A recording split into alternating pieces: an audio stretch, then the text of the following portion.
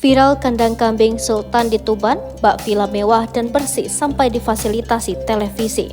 Ketika menyebut kandang kambing, tentu yang terlintas dalam benak adalah tempat kotor yang tak layak bagi manusia.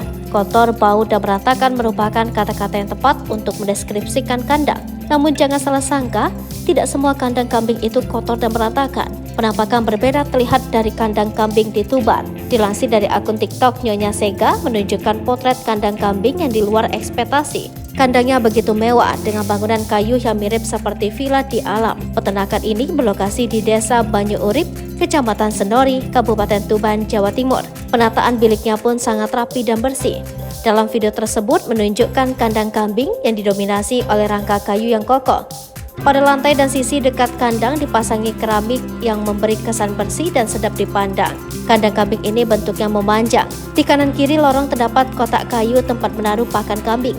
Terkadang pemilik dan karyawannya memberikan asupan susu kepada anak-anak kambing di dalam kandang.